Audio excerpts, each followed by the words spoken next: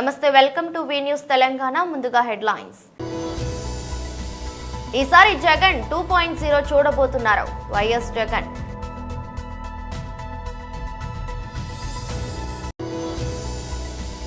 ఇది వైసీపీ కుట్ర. Doctor Dasari Shyam Chandraseshu media సమావేశం.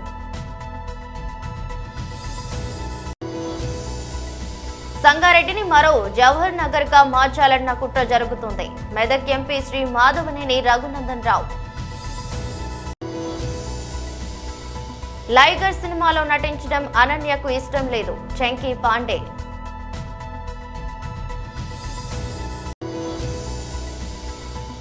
మంగ్లీని గుడిలోకి తీసుకెళ్లిన కేంద్ర మంత్రి. టీడీపీ క్యాడర్లో తీవ్ర అసంతృప్తి. ఈసారి జగన్ 2.0ని చూడబోతున్నారు. 2.0 వేరేగా ఉంటుంది. కార్యకర్తల కోసం జగన్ ఏం చేస్తాడో చూపిస్తా. గతంలో కార్యకర్తలకు ఎక్కువ ప్రాధాన్యత ఇవ్వలేకపోయా.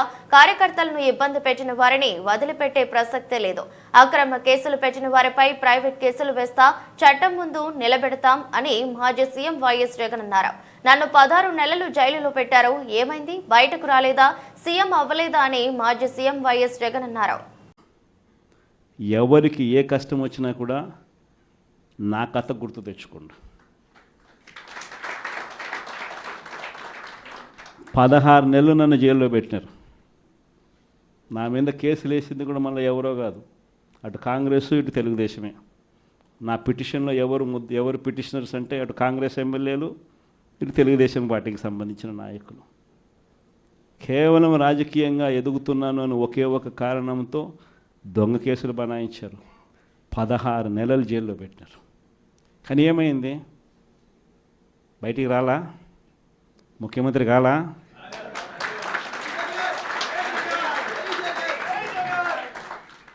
ప్రతి ఒక్కరు ఇది గుర్తుపెట్టుకోండి. ఎవరికైనా ఇంతే. మహా చేస్తే వీళ్ళు ఏం చేయగలుగుతారు? దొంగ కేసులు పెడతారు, కాదండంలా బెదిరిస్తారు, కాదండంలా మహా అయితే 3 నెలలు లోపల వేస్తారు, అది కాదండంలా. కానీ ఏం చేస్తారు? 3 నెలల తర్వాత మళ్ళా వస్తాం, రెట్టించిన ఉత్సాహంతో మళ్ళా పనిచేస్తాం.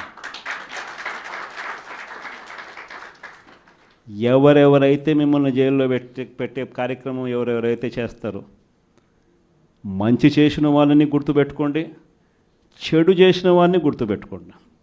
ఇద్దరిని గుర్తుపెట్టుకోమని చెప్తాను. ఊరికే చూస్తూ ఊరుకోం. వైఎస్ఆర్ కాంగ్రెస్ పార్టీ బ్రతుకుతుంది. వైఎస్ఆర్ కాంగ్రెస్ పార్టీ ఈ రాష్ట్రాన్ని ఏలుతుంది అని కూడా ఈ సందర్భంగా చెప్తాను. మరో 30 సంవత్సరాలు ఏళ్తామని కూడా ఈ సందర్భంగా కూడా మరి గట్టిగా కూడా చెప్తాను. కాబట్టి ఎవ్వరూ కూడా వైఎస్ఆర్ కాంగ్రెస్ పార్టీకి సంబంధించిన ఏ కార్యకర్త వెంటికి కూడా పీకలేడు అని చెప్పి కూడా ఈ సందర్భంగా చెప్తాను. ఇది ప్రతి ఒక్కరూ గుర్తుపెట్టుకోండి. ఒక్కటే గుర్తుపెట్టుకోండి, ఈసారి జగనన్న 2.0 కొంచెం వేరుగా కూడా ఉంటుంది. ఈసారి జగనన్న 2.0 కార్యకర్త కోసం ఎలా పనిచేస్తుందో కూడా చూపిస్తుంది. ఇది మాత్రం నేను ఖచ్చితంగా చెప్తా ఉన్నా. ఎందుకనంటే జగనన్న 1.0లో బహుశా కార్యకర్తలకు నేను అంత గొప్పగా బహుశా చేయలేకపోయి ఉండొచ్చేమో. ప్రతి పథకము ప్రతి విషయంలోనూ కూడా మొట్టమొదటిగా ప్రజలే గుర్తుకొచ్చారు. ప్రజలకు మంచి చేయడం కోసమే నా టైం కేటాయించా, నా తాపత్రయపడ్డా, ప్రతి విషయంలోనూ దానికోసమే అడుగులు వేశా. కానీ జగనన్న 2.0కి వచ్చేసరికి మాత్రం చంద్రబాబు నాయుడు కార్యకర్తలకు పెడతా ఉన్న ఇబ్బందులు చూసా, కార్యకర్తలు పడతా ఉన్న అవస్థలు చూసా, కార్యకర్తలు పడతా ఉన్న బాధను గమనించా. వీళ్ళ కోసం గట్టిగా మీ జగనన్న ఉంటాడని సందర్భంగా గట్టిగా చెప్తాను. ఇది వైసీపీ కుట్రని డాక్టర్ దాసరి శ్యామ్ చంద్రశేషు మీడియా సమావేశం నిర్వహించారు. పూర్వకాలం నుంచి కూడా కుల వృత్తులు చేపడుతున్నటువంటి వారిని కూడా మరింత ముందుకు తీసుకెళ్లాలా. దానిలో మరి గీత కులాలు ఏవైతే ఉన్నాయో గౌడ, ఈడిగ, సెట్టిబల్జ, శ్రీశైన, ఏత, ఈ కులాలు అంటే కళ్ళు గీత మీద ఆధారపడినటువంటి కులాలకి ఆర్థికంగా వారికి పరిపుష్టినిస్తూ వారి యొక్క అభివృద్ధిలో మనం మంచి అవకాశాలు కల్పించాలని చెప్పేసి అని ఒక మంచి ఆలోచనతోటి ఏదైతే వారు జీవో నెంబర్ 13 ఇచ్చి ఆ 13 ద్వారా ఎన్నికలకు ముందు ఇచ్చినటువంటి హామీ ఏదైతే ఉందో ఆ యొక్క హామీ ఈ యొక్క మద్యం పాలసీలో 10% ఈ యొక్క గీత కులాలకు ఇచ్చి ఆ యొక్క గీత కులాలని ఆర్థికంగా ముందుకు తీసుకెళ్లాలని నిర్ణయించిన దాంట్లో 330 షాపులు ఈ రాష్ట్రంలో గీత కులాలు కేటాయిస్తే దానిని ఓర్వలేనటువంటి జీర్ణించుకోలేనటువంటి వైసీపీ వాదులు, వైసీపీ సానుభూతిపరులు ఇష్టారీతిన వాటి మీద కేసులన్నీ వేసి మరి కనీసం టెండర్లు కూడా పడ్డానికి లేకుండా ఇది క్యాన్సిల్ అయిపోతూ ఉంటుంది, మీరు టెండర్లు వేస్తే డబ్బులన్నీ పోతాయని వారిని భయపెట్టే విధంగా ఏదైతే నిర్ణయం చేస్తూ ఉన్నారో, కేసులు వేస్తూ ఉన్నారో ఒకసారి అదంతా కూడా పరిశీలన చేసినట్లయితే గతంలో చంద్రబాబు నాయుడు గారు ప్రతిపక్ష నేతగా ఉండగా ఏలూరు జిల్లా జంగారెడ్డిగూడెంలో మరి బీసీ మీటింగ్ పెట్టినప్పుడు ఆ మీటింగ్లో గీత కార్మికులందరూ కూడా వారికి ఒక రిప్రజెంటేషన్ ఇచ్చి, అయ్యా మేము దశాబ్దాల కాలంగా శతాబ్దాల కాలంగా ఈ యొక్క కులవృత్తుల మీద ఆధారపడి ఉన్నాం, నేడు తాడి చెట్లు ఎక్కే దాంట్లో అనేకమైనటువంటి ఇబ్బందులు ఉన్నాయి, మా పిల్లలంతా కూడా కాస్త చదువుల మీద కూడా వెళ్తూ ఉన్నారు, తాడి చెట్లు కూడా సరైన రీతిలో ఉండట్లేదు, మాకు మరి ఈ యొక్క వ్యాపారంలో కూడా అవకాశం కల్పించండి అని చెప్పేసానంటే దానికి ముందు జగన్మోహన్ రెడ్డి గారికి ఇదే కుల సంఘాల నుంచి అనేక మార్లు కలిసి అనేక విజ్ఞాపనలు చేసినా కూడా ముఖ్యమంత్రిగా జగన్మోహన్ రెడ్డి గారు పట్టించుకోకపోతే ప్రతిపక్ష నేతగా ఉన్నటువంటి చంద్రబాబు నాయుడు గారు ఈ యొక్క కులాల మీద ఉన్నటువంటి ప్రేమతోటి మీకు నేనున్నాను తోడుగా అని చెప్పేశారని వారు ఆ రోజు మాట ఇవ్వటం, దాని తర్వాత మరి ఏదైతే తూర్పుగోదావరి జిల్లాలో ఈ యొక్క యువనేత నారా లోకేష్ గారు పాదయాత్ర యువగళం పాదయాత్రలో ఉండగా గోపాలపురం నియోజకవర్గంలో వారు గీత కులాలతోటి సమావేశమైనప్పుడు దాని మీద మరొకసారి మాట్లాడితే ప్రభుత్వమే మద్యం రన్ చేస్తూ ఉంది, పాలసీ ఏదైనా కూడా ఖచ్చితంగా మీకు న్యాయం చేస్తామని ఏదైతే మాట ఇచ్చున్నారో వారు ఇచ్చినటువంటి మాట ప్రకారం ఈరోజు గీత కులాలకి 10% కేటాయిస్తే మరి జగన్మోహన్ రెడ్డి గారు వారి యొక్క అనుచరులు, వారి యొక్క పార్టీ వాదులంతా కూడా గీత కులాల మీద కక్షగట్టి అత్యంత దుర్మార్గముగా వీటి మీద కేసులు వేయటం అంటే ఎంత దుర్మార్గం అనేది ఒకసారి ఆలోచన చేయాలి. దాంట్లో 20 పిటిషన్లు పడితే సంగారెడ్డిని మరో జవహర్ నగర్ గా మార్చాలన్న కుట్ర జరుగుతుందని రెవెన్యూ అధికారులు, జీహెచ్ఎంసీ సిబ్బంది, పోలీస్ బలగాలతో కలిసి నల్లవెల్లి భూములను కలుషితం చేస్తున్నారు. జవహర్ నగర్ తరహాలోనే జిన్నారం, పారానగర్లను డంపింగ్ యార్డులుగా మార్చేందుకు కాంగ్రెస్ సర్కారు చేస్తున్న ప్రయత్నాలను తీవ్రంగా ఖండిస్తున్నాం. హైదరాబాద్ లో ఉన్న కాలుష్యాన్ని తీసుకొని వచ్చి ప్రశాంతంగా ఉన్నటువంటి మా సంగారెడ్డి జిల్లా జిన్నారం, హతునూర, పటాన్చెరు ఈ 3 మధ్యలో గవర్నమెంట్ స్పేస్ ఉందని 152 ఎకరాలని పాత ప్రభుత్వం టిఆర్ఎస్ ప్రభుత్వం అప్పనంగా అప్పజెప్పిందని ఈ 152 ఎకరాలలో ప్రజాభిష్టానికి వ్యతిరేకంగా నల్లవల్లి అనేటువంటి ఫారెస్ట్ మధ్యలో హైదరాబాద్కి వెళ్ళి రోజు 1000 లారీల చెత్తను తీసుకొచ్చి దాన్ని శుద్ధి చేస్తామనేటువంటి ఒక కార్యక్రమాన్ని పెట్టి నిన్న రాత్రి 12 గంటల నుంచి చుట్టుపక్కల ఉన్న గ్రామాల సర్పంచులు, ఎంపీటీసీలు, భారతీయ జనతా పార్టీ నాయకులు ఎవరైతే ప్రభుత్వ నిర్ణయాన్ని వ్యతిరేకిస్తారనే అనుమానం ఉందో వాళ్ళందరినీ రాత్రి 12 గంటల నుంచి అరెస్ట్ చేసి ఇప్పటికీ ఈ నిమిషం నేను ప్రెస్ మీట్ మాట్లాడడం స్టార్ట్ చేసిన ఈ నిమిషానికి కూడా సంగారెడ్డి జిల్లాలో ఒక పోలీస్ ట్రైనింగ్ సెంటర్ అని ఉంటది చిద్రుప్ప అనే విలేజ్ లో. ఆ చిద్రుప్ప విలేజ్ అవుట్స్కట్స్ లో ఇప్పుడు ఈ నిమిషానికి 200 మంది గౌరవ ప్రజాప్రతినిధుల్ని, ఊర్లలోకి వెళ్ళి లీడర్లని రాత్రి 12 నుంచి తెచ్చిపెట్టి లారీలను పెట్టి, జేసీబీలను పెట్టి నల్లవల్లి ఫారెస్ట్ మధ్య లోపల పనిని ప్రారంభించిర్రు జీహెచ్ఎంసీ మరియు మా సంగారెడ్డి జిల్లా రెవెన్యూ యంత్రాంగం. దీన్ని తీవ్రంగా ఖండిస్తా ఉన్నాం. ఇప్పటికే మీ పుణ్యమాని జీహెచ్ఎంసీ తీసుకున్న తప్పుడు నిర్ణయాల పుణ్యమాని జవహర్ నగర్ అనేటువంటి ప్రాంతం ఒక రావణ కాష్టం లాగా మండుతుంది. ప్రజలు కాలుష్యంతో రకరకాలైనటువంటి ఇబ్బందులు పడతా ఉన్నారు. మా సంగారెడ్డి జిల్లా పటాన్చెరు, జిన్నారం, కాజిపల్లి, గడ్డపోతారం ఇట్లాంటి ప్రాంతాలన్నీ కూడా ఇప్పటికే రసాయన పరిశ్రమల కాలుష్యం వల్ల మా భూమి, నీరు అన్ని కలుషితం అయిపోయి ప్రజలు కష్టపడుతుంటే హైదరాబాద్ చెత్త కూడా తీసుకొచ్చి మా కాలుష్యం లేస్తామని చెప్పి ఓ కొత్త పంచాయతీని అర్ధరాత్రి తీసుకున్నారా నిర్ణయం? పాత ప్రభుత్వం తీసుకుందా లేకపోతే ఇప్పుడు ఉన్నటువంటి రాష్ట్ర ప్రభుత్వం ముఖ్యమంత్రి రేవంత్ రెడ్డి గారు తీసుకున్నారా మాకు తెలియదు. నేను ఢిల్లీలో ఉన్నాను, పార్లమెంట్ నడుస్తా ఉంది. రాత్రి 12 గంటల నుంచి అరెస్ట్ చేసి ప్రజాప్రతినిధులందరినీ తీసుకొచ్చి ఇంకా వదిలిపెట్టలేదనే విషయం తెలిసినప్పుడు ఆ ప్రాంత ప్రజాప్రతినిధిగా తప్పనిసరిగా దీన్ని ఖండించాల్సిన అవసరం ఉంది అని చెప్పి ఇక్కడికి రావడం జరిగింది. వస్తూ కొంతమంది రెవెన్యూ అధికారులతో మాట్లాడితే సార్ 2015 సంవత్సరంలోనే అప్పుడున్న ప్రభుత్వం 152 ఎకరాల భూమి ఇచ్చింది సార్, మమ్మల్ని ఏం చేయమంటారని చెప్పి వాళ్ళు చెప్పడం జరుగుతా ఉంది. రాష్ట్ర ప్రభుత్వానికి ముఖ్యమంత్రి రేవంత్ రెడ్డి గారికి చాలా స్పష్టంగా చెప్పదలుచుకుంది ఒకటే, మీరు రాత్రిళ్ళు పోలీసు వాళ్ళని పెట్టి రోడ్లు వేసినా, మమ్మల్ని అరెస్ట్ చేసి అక్కడ ఇంకేదో కట్టాలనే ప్రయత్నం చేసినా ఖచ్చితంగా ప్రజల నుంచి భౌతికంగా నిరసన అనేది ఖచ్చితంగా ఎదురవుతుంది. మీరు కాదు కూడదని పని మొదలు పెట్టినట్లయితే ప్రత్యక్ష పోరాటానికి దిగుతామని చెప్పి ఈ సందర్భంగా హెచ్చరిస్తా ఉన్నాం. విజయ్ దేవరకొండ పూరి జగన్నాథ్ కాంబినేషన్ లో వచ్చిన పాన్ ఇండియా మూవీ లైగర్ డిజాస్టర్ గా నిలిచిన సంగతి తెలిసిందే. ఈ చిత్రం ప్రేక్షకులను మెప్పించలేకపోయింది. ఈ సినిమాలో విజయ్ దేవరకొండ సరసన బాలీవుడ్ భామ అనన్య పాండే నటించింది. ఆమె తండ్రి సీనియర్ నటుడు నిర్మాత చంకీ పాండే ఈ చిత్రంలో కీలక పాత్రను పోషించారు. తాజాగా చంకీ పాండే మాట్లాడుతూ కీలక వ్యాఖ్యలు చేశారు. లైగర్ సినిమాలో నటించడం అనన్యకు ఇష్టం లేదని చంకీ పాండే తెలిపారు. ఈ సినిమాలో అవకాశం వచ్చినప్పుడు అనన్య అసౌకర్యకంగా ఫీల్ అయిందని చెప్పారు. తాను చిన్న పిల్లలా కనిపిస్తానని, హీరోయిన్ పాత్రకు సెట్ కానని తనతో చెప్పిందని, అదొక పెద్ద ప్రాజెక్ట్ అని, సక్సెస్ అయితే నీకు చాలా పేరు వస్తుందని ఆమెను తాను ఒప్పించానని తెలిపారు. సినిమా విడుదలయ్యాక రివ్యూలు చూసిన తర్వాత అనన్య చెప్పిందే నిజం అనిపించిందని చంకీ పాండే చెప్పారు. ఆ పాత్రకు అనన్య చాలా యంగ్ గా కనిపించిందని అన్నారు. ఆ తర్వాత ఆమెకు తాను ఎప్పుడు సలహాలు ఇవ్వలేదని, ప్రాజెక్టుల విషయంలో ఆమె నిర్ణయాలు తీసుకుంటోందని చెప్పారు. తనకు నచ్చిన పాత్రలను ఎంచుకుంటూ కెరీర్లో ముందుకు సాగుతుందని అన్నారు. వైసీపీ నేతలు, మద్దతుదారులు, ఆ పార్టీకి అనుకూలంగా పనిచేసిన అధికారులకు టీడీపీలోని కొందరు నేతలు అండగా ఉంటున్నారనే విమర్శలు వెల్లువెత్తుతున్న సంగతి తెలిసిందే. టీడీపీ నేతలతో మాజీ మంత్రి, వైసీపీ నేత జోగి రమేష్ ఆ మధ్య ఒకే వేదికను పంచుకోవటం, ఒకే వాహనంపై ఊరేగింపులో పాల్గొనడం కలకలం రేపిన విషయం విదితమే. తాజాగా అలాంటి ఘటనే మరొకటి టీడీపీ శ్రేణులను ఆగ్రహానికి గురిచేస్తోంది. సినీ గాయని మంగ్లీ వైసీపీకి గట్టి మద్దతుదారనే విషయం అందరికీ తెలుసు. గత ఎన్నికల్లో వైసీపీ తరపున ఆమె ప్రచారం చేసింది. ఆ పార్టీ తరపున పాటలు పాడింది. ఫ్యాన్ కు ఓటేస్తే చల్లగా ఉంటామని ప్రచారం చేసింది. టీడీపీ తరపున పాటలు పాడాల్సిందిగా టీడీపీ వర్గాలు ఆమెను సంప్రదిస్తే తన నోట చంద్రబాబు పేరు ఉచ్చరించడం ఇష్టం లేదంటూ తిరస్కరించారనే ప్రచారం జరిగింది. అలాంటి మంగ్లీనే కేంద్ర మంత్రి రామ్మోహన్ నాయుడు అరసవిల్లి ఆలయంలోకి వెంట పెట్టుకుని తీసుకువెళ్లారు.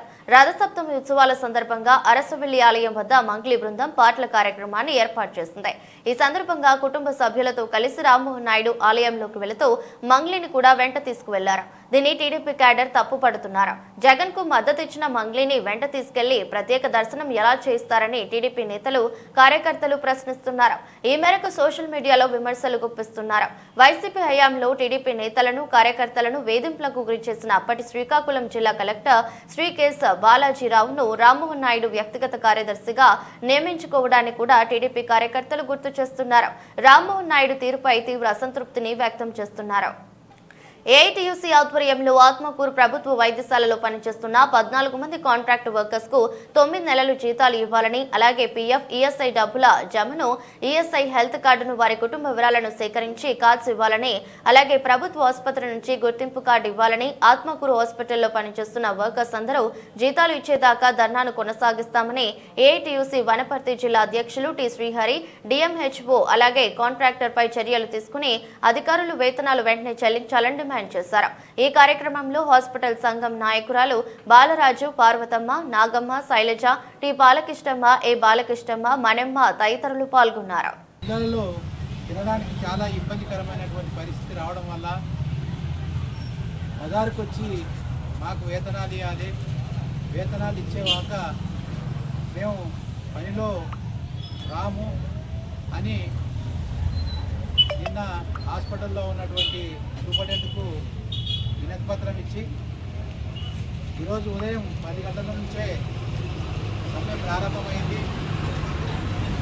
అయినా మెడికల్ ఆఫీసర్కి పూర్తి వివరాలు చెప్పినా మీరు 1 గంట చేయండి, మళ్ళీ పనిలోకి రండి అనే పద్ధతినే చెప్తున్నటువంటి పరిస్థితి ఉంది.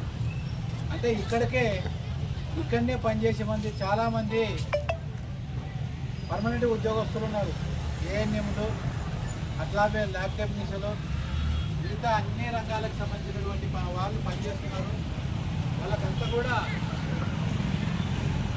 1 నెల జీతం రాకపోతేనే చాలా ఇబ్బంది పడతాము. 9 నెలలు ఓచుకొని పనిచేస్తున్నారంటే చాలా గొప్ప పని అయినటువంటి వాళ్ళని ఇక్కడ పనిచేసినటువంటి ఉద్యోగస్తులే చెప్పేటటువంటి పరిస్థితి వచ్చింది. మీద పరిచయం చేసినటువంటి అధికారులు కూడా ఎంత నిర్లక్ష్యం ఉండరు అనేది పూర్తిగా ఈ వేతనాలు ఇచ్చే దాంట్లో పట్టబయలవుతుంది. అదే కాకుండా చాలా సంవత్సరాల నుంచి చాలా నెలల నుంచి కూడా పనిచేస్తున్నటువంటి వారికి అందరికీ కూడా పిఎఫ్ కానీ ఈఎస్ఐ కానీ ఇప్పటికి కూడా ఆధారాలతో కానీ ఫామ్ 23 కానీ అలాగే ఈఎస్ఐకి సంబంధించినటువంటి కుటుంబ పర్టికులర్స్ కూడా తీసుకోవడంలో కూడా ఇంకా కార్డు ఇవ్వడంలో కూడా అట్లాగే గుర్తింపు కార్డు అంటే ఈ హాస్పిటల్లో పనిచేస్తున్నాం మేము మా వర్కరు అని ప్రభుత్వం నుండి కూడా గుర్తింపు కార్డు కూడా నేటి వరకు కూడా ఇన్ని నెలల తరబడి ఇన్ని సంవత్సరాల తరబడి పనిచేసిన ఈ ప్రభుత్వం కానీ కాంట్రాక్టర్ కానీ పట్టించుకోకుండా వెట్టి చాకిరీ చేస్తున్నటువంటి పరిస్థితి ఉంది. అంటే ఇంత దుర్మార్గమైనటువంటి పని చేస్తున్నా, ఎవరు చేయనటువంటి పని చేస్తున్నా ఈరోజు కనీస వేతనం రోజుకు 600 ఇవ్వాలి చట్ట ప్రకారం. కాంట్రాక్టర్కు టెండర్లో కూడా ఒక వర్కర్కు 18,000 ఇవ్వాలని కాంట్రాక్టర్కు టెండర్ వేసిండ్రు. అయినా ఇక్కడ ఇస్తున్నటువంటి కాంట్రాక్టర్ ఎంత 11,000 మాత్రమే ఈరోజు అకౌంట్లో వేసి చేతులు దులుపుకున్నటువంటి పరిస్థితి ఉంది. కానీ మేము దేశవ్యాప్తంగా రేపు తెలంగాణ రాష్ట్రం మల్కాజ్గిరి పార్లమెంట్ ఏరియా ఎంఎం జిల్లా మేడ్చల్ అసెంబ్లీ నియోజకవర్గం మేడిపల్లి పీఎంసీ 1వ డివిజన్ ఏవీ ఇన్ఫో ఫ్రైడ్లో మాజీ మేయర్ జక్కా వెంకటరెడ్డి అరాచకాలకు అదుపు లేదు. ఓనర్లను భయభ్రాంతులకు గురి చేస్తున్న పీఎంసీ మాజీ మేయర్ జక్కా వెంకటరెడ్డి ఇక్కడ నివసించేవారు. పాకిస్తాన్లో బతికినట్లుంది. ఎదురు మాట్లాడిన వారిపై కేసు పెట్టి వేధింపులు, సెక్యూరిటీ సిబ్బంది నియామకంలో ఆయనదే పెత్తనమా? మీడియా సమావేశంలో ఏవీ ఇన్ఫో ఫ్రైడ్ ఓనర్స్ అసోసియేషన్ వెల్లడి. మేడిపల్లిలోని వరంగల్ హైవే పక్కన ఆనుకుని ఉన్న ఏవీ ఇన్ఫో ఫ్రైడ్ లో నివసిస్తున్న వారిపై పీఎంసీ బీఆర్ఎస్ మాజీ మేయర్ జక్కా వెంకటరెడ్డి అరాచకాలకు, దౌర్జన్యాలకు పాల్పడుతున్నారని ఏవీ info fried owners association committee వారు ఆవేదన వ్యక్తం చేస్తున్నారు. ఆయన ఇందులో ఈ అపార్ట్మెంట్ పేరు చెప్పుకుని మేయర్ అయ్యాడు. ఆయన మేయర్ అయినప్పటి నుంచి ఈ అపార్ట్మెంట్లో మేము అందరం ఇదివరకు కూడా ప్రెస్ మీట్ పెట్టినాము. అప్పుడు ఆయన మేయర్ ఉన్నప్పుడే ఇది మేము పాకిస్తాన్లో బతుకున్నట్టు అనిపిస్తుంది అని చెప్పి మేయర్ ఆయన అరాచకాలతో అప్పుడు ప్రెస్ వాళ్ళనైతే ఒక్కరిని కూడా లోపలికి రానియలే. మేము ప్రెస్ మీట్ పెట్టాలంటే ఇప్పుడు బిగ్ టీవీలో ఉన్న సుజాత మేడం కమాండ్ దగ్గర మా ప్రెస్ మీట్ తీసుకోవాల్సిన పరిస్థితి ఉంది ఆ రోజు. ఈరోజు ప్రభుత్వం మారింది, ఇప్పుడు అంత మారినాక ఇప్పుడు కూడా ఇంకా అదే దౌర్జన్యాలు ఇప్పటికీ వాళ్ళ మనసులో పెట్టుకొని ఇక్కడ ఉన్న రెసిడెంట్లను భయభ్రాంతులకు అసలు వాళ్ళ మనసులను తప్ప ఇంకోటి మాట్లాడద్దు, ఇక్కడ ఎవరేముండదు. ఈయనకు వ్యతిరేకంగా మాట్లాడినందుకు నా మీద ఆ రోజు ఆయన అధికారం చూసుకొని నా మీద 3 సార్లు కేసులు పెట్టి నన్ను ఒక అడ్వకేట్ అని చెప్పినా కానీ నన్ను లాకప్లో పెట్టి వీడియో కాల్ చేయించుకున్నాడు అప్పుడున్న సీఏ అంజిరెడ్డితో చేసి. ఇటువంటి అరాచకాలు చేసుకుంటూ పోతుంది. యాక్చువల్లీ ఇవాళ ఇదంతా ఇష్యూ ఏంటంటే మేము ఒక సిస్టమ్ ఆయన లిఫ్ట్లో ప్రాబ్లం ఉంది బాగా చేసిండు. నేను లిఫ్ట్లకు డబ్బులు పెట్టి మేము ఆయన లిఫ్ట్ పెట్టియకుంటే మేము లిఫ్ట్ పెట్టించాము. ఈ అసోసియేషన్ వచ్చినాక డబ్బులు చేసి చాలా సిస్టమేటిక్గా చేసుకుంటూ పోతున్నాం. ఎవ్వరు మన భేదం లేకుండా ఎవరైనా మెడికల్ మెయింటెనెన్స్ డ్యూ ఉంటే కరెంట్ కట్ చేస్తాం. వీళ్ళతో అంతమంది ఉన్నారంటే కారణం ఒకటే ఒక కారణం, మేము కరెంటు కట్ చేయడం వల్ల. అంతే తప్ప వాళ్ళకి మాకు చదువు ఉన్నదల్లా ఓన్లీ ఇక్కడ జక్కా వెంకరెడ్డి గ్రూపు వీళ్ళందరినీ మాకు కరెంట్ కట్ చేసిన అందరిని వెంబడేసుకొని కావాలని చేస్తుంది తప్ప మిగతా వాళ్ళంతా మళ్ళీ అది కూడా ఇంతవరకు మా ఏవీ చరిత్రలో ఆ రోడ్డు మీద మీటింగ్ పెట్టింది లేదు. మమ్మల్ని అయితే అసలు అప్పుడు ఇంతమంది మీటింగ్ కాదు. ఇప్పుడు మీరు మంచిగా మీటింగ్ పెట్టుకుని అసోసియేషన్ ఉన్నప్పుడు అప్పుడు ఆయన మీటింగ్ ఉన్నప్పుడు అసలు రిపోర్టర్ని కూడా ఇలా కలవ చేయలేదు. మలేషియా కూడా ఇక్కడ ఉన్న రిపోర్టర్లు అందరికీ తరిమి లేడీస్ తోటి తరిమి కొట్టించిన అందరినీ. ఈవెన్ జంగన్న గారు సుధీరన్న గారు వస్తే కూడా పెద్ద ఇలా కూర్చొని ఈ సీట్లు ఈ కుర్చీలో ఈ ఆఫీస్లో కూర్చొని ఎలక్షన్స్ అప్పుడు ఈ ఇందులోనే ఒక రూమ్ తీసుకొని ఎలక్షన్స్ అప్పుడు 28 ఎలక్షన్ డబ్బులు కోట్ల రూపాయలు ఇంకా దొరికితే అప్పటికప్పుడు పోలీసులు ఎలక్షన్ ఆఫీసర్లు అధికారులు మేనేజ్ చేసి అప్పుడు డబ్బులు షిఫ్ట్ చేయడం జరిగింది. ఇక్కడ ఉన్నంతసేపు అంటే ఆయన చెప్పినట్టు బతికితే బతకాలి, లేకుంటే లేదు, ఉంటే ఉండండి, ఇక్కడ నేను చెప్పినట్టే నడవాలి, నా అసోసియేషన్ నడవాలి అని చెప్పి ఆయన అసోసియేషన్ ఉండగానే ఆయన సభ్యులు ఇక్కడ ఎవరు గెలవకుండా ఈ ఓనర్స్ అంతా బుద్ధి చెప్పారు. ఇంకా మారట్లేదు.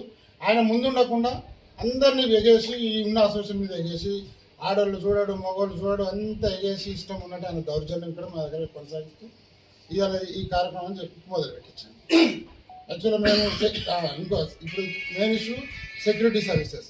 ఈ సెక్యూరిటీ సర్వీసెస్ అనేది వాళ్ళ ఓనర్ చనిపోయినప్పుడు ఆటోమేటిక్గా మేము టెండర్ పిలిచి తక్కువ కోట్ ఎవరు ఇచ్చినా వాళ్ళకి ఇవ్వాలి. అది రోజు ఎక్కువ కోట్ ఇస్తే అట్లా ఏం తిన్నామని ఇచ్చినామంట.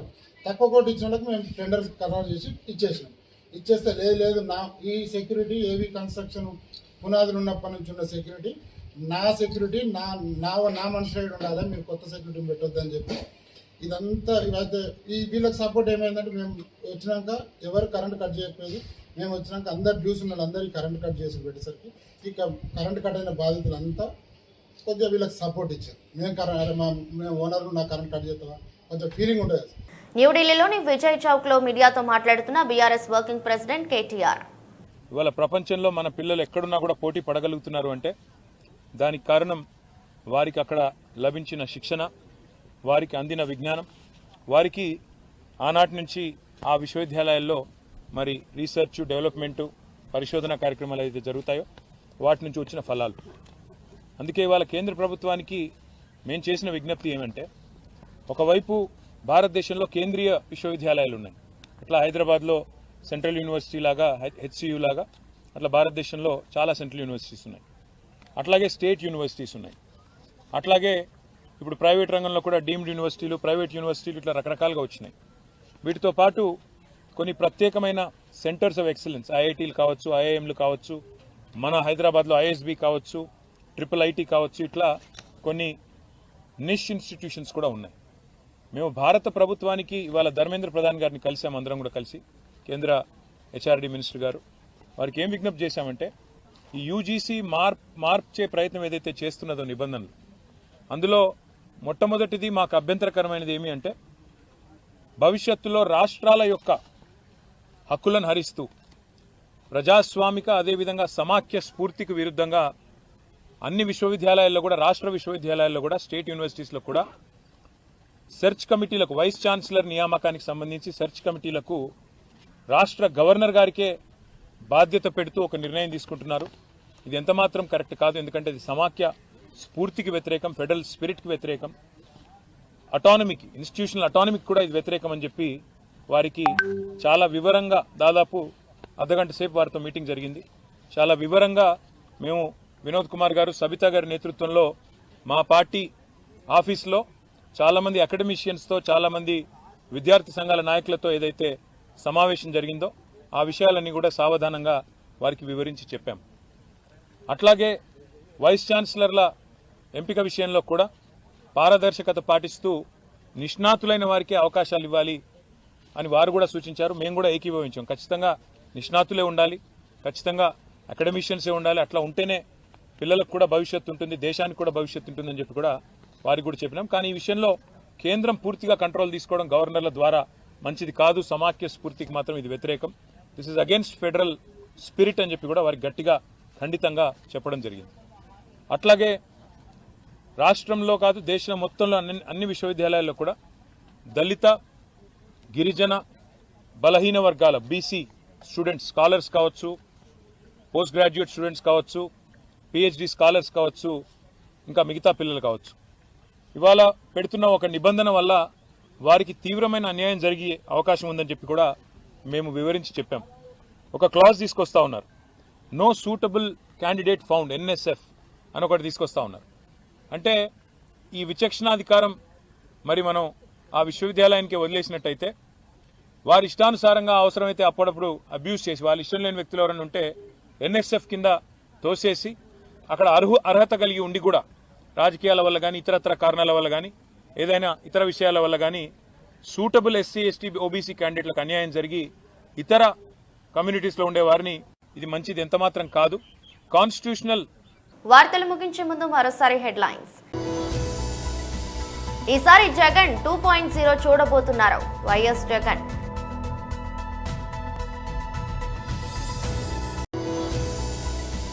ఇది వైసీపీ కుట్ర, డాక్టర్ దాసరి శ్యామ్ చంద్రశేషు మీడియా సమావేశం.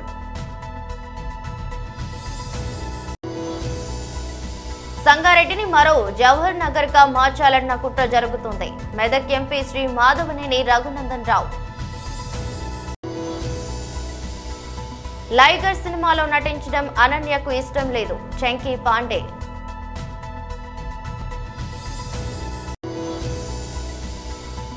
మంగ్లీని గుడిలోకి తీసుకెళ్లిన కేంద్ర మంత్రి. టీడీపీ క్యాడర్లో తీవ్ర అసంతృప్తి. ఈ దృష్టి బులెటిన్ మరో బులెటిన్లో మళ్ళీ కలుద్దాం. అంతవరకు సెలవు. నమస్కారం.